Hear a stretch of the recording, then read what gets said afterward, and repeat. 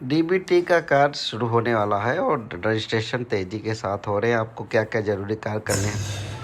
जैसा कि नया सत्र शुरू हो चुका है, रजिस्ट्रेशन हो चुका है, अब बारी आती है कि डीबीटी का काम कब शुरू होगा। तो डीबीटी का काम पैसा पीएफएमएस ने डीबीटी पे जब आएगा तो उससे पहले कुछ तैयारियां करनी होंगी। क्या तैयारियां करनी होंगी इसके बारे में हमारा यह वीडियो है, ठीक है। तो याद ही शायद था 18 अप्रैल को, हम थोड़ा लेट है लेकिन काम का है तो हमने सोचा बता देते हैं, ठीक है।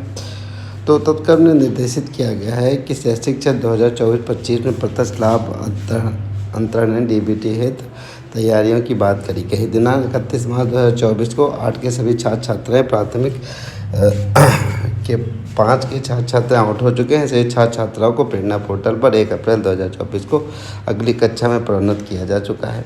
प्रोन्नत छात्र छात्राओं का विवरण, उनके अभिभावकों का विवरण, कक्षा और संबंधित अध्यापक के प्रेरणा पोर्टल पर लॉगिन पर प्रेरणा डीबीटी मोबाइल ऐप पर प्रदर्शित है। अध्यापकों द्वारा प्रत्येक छात्र छात्रा की अगली कक्षा में प्रोन्नति को सत्यापित करना होगा। प्रोन्नति को सत्यापित करते समय यथा आवश्यक छात्र छात्राओं का विवरण अथवा उसके अभिभावक विवरण में कोई संशोधन अपेक्षित हो तो अध्यापक द्वारा संशोधित करते हुए सत्यापित करना होगा। नव प्रवेशित छात्र छात्राओं, उनके अभिभावकों को विवरण को अध्यापक द्वारा प्रेरणा पोर्टल पर अथवा ऐप के माध्यम से पंजीकृत किया जाएगा। छात्र छात्राओं, उनके अभिभावक दोनों के आधार प्रमाणित किया जाएगा, ठीक। आगे देख लीजिए। आधार प्रमाणीकरण के पूर्व अध्यापक और अभिभावक को निर्धारित प्रारूप के आधार प्रमाणीकरण सहमति पत्र प्राप्त कर विद्यालय में सुरक्षित रखा जाएगा। अभिभावक के रूप में माता पिता से भिन्न किसी रिश्तेदार का आधार तभी प्रमाणित किया जा सकेगा जब माता पिता में से कोई भी जीवित ना हो। ग्राम प्रधान व सभासद से इस आशय प्रमाण पत्र प्राप्त कर अध्यापक द्वारा विद्यालय में सुरक्षित रखा जाएगा तथा उसे प्रेरणा पोर्टल दर्ज भी किया जाएगा। अध्यापक द्वारा सत्यापित किए कर सुरक्षित किया गया छात्र छात्राओं का डाटा प्रेरणा पोर्टल पर खंड शिक्षा अधिकारी के लॉगिन प्रदर्शित होगा। खंड शिक्षा अधिकारी द्वारा डाटा का परीक्षण कर त्रुटिपूर्ण डाटा संबंधित अध्यापक लॉगिन वापस किया जाएगा। सही डाटा को बेसिक शिक्षा अधिकारी के लॉगिन पर प्रेषित किया जाएगा। साथ ही पोर्टल पर उपलब्ध उद्घोषणा के प्रारूप का प्रिंट लेकर उसे हस्तांतरित कर पुनः अपलोड किया जाएगा। खंड शिक्षा अधिकारी स्तर से परीक्षण उपरांत प्रमाणित कर अग्रेसित किया जाएगा। डाटा प्रेरणा पोर्टल के जिला बेसिक शिक्षा अधिकारी के लॉगिन प्रदर्शित होगा। जिला बेसिक शिक्षा अधिकारी द्वारा ब्लॉक व डाटा परीक्षण त्रुटिपूर्ण डाटा को रिवर्ट किया जाएगा और से प्रमाणित करते हुए पोर्टल पर उपलब्ध उद्घोषण के प्रारूप प्रिंट को लेकर हस्तांतरित कर प्रेरणा पोर्टल पर अपलोड किया जाएगा।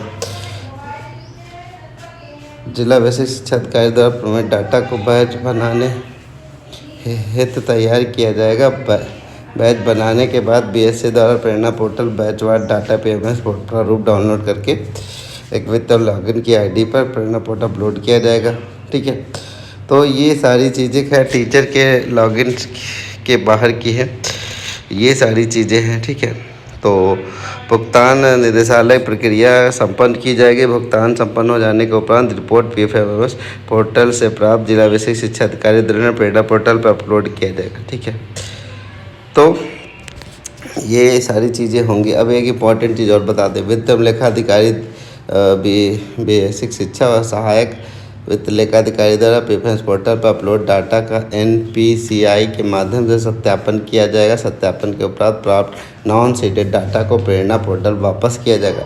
जिन आधार नंबरों से बैंक डाटा सीडेड नहीं, उनके सापेक्ष भुगतान पीएफएमएस पोर्टल फाइल कराकर पेमेंट इनिशिएशन किया जाएगा। भुगतान हेतु राज्य स्तर पर खाते का चयन किया जाएगा, ठीक है। भुगतान हेतु पीएफएमएस निदेशालय भुगतान प्रक्रिया संपन्न की जाएगी। भुगतान प्रक्रिया संपन्न हो जाने के बाद उसकी रिपोर्ट पीएफएमएस पोर्टल से प्राप्त कर बीएससी द्वारा प्रेरणा पोर्टल अपलोड किया जाएगा। उक्त प्रक्रिया के संबंध में सभी छात्र छात्राओं के माता पिता अभिभावकों को यथाशीघ्र यह सूचित किया जाए कि वे बैंक से संपर्क कर अपने बैंक खाते की जांच करा लें कि वे सक्रिय है या नहीं, आधार से सीडेड हैं अथवा नहीं। यदि बैंक खाते का निष्क्रिय एवं आधार से सीडेड नहीं है तो यथाशीघ्र सक्रिय आधार पर सीडेड करा लें। गत वर्ष में जिन अभिभावकों के बैंक खाते में आधार सीडेड नहीं हो पाए, उनके खाते को उनके बैंक खाते को 1 माह के अंदर अभियान चलाकर सीडेड करवाया जाना सूचित किया जाए। इस हेतु यथाशीघ्र बैंकों को जिला अधिकारी मुख्य विकास अधिकारी के माध्यम निर्देश निर्गत किए जाए।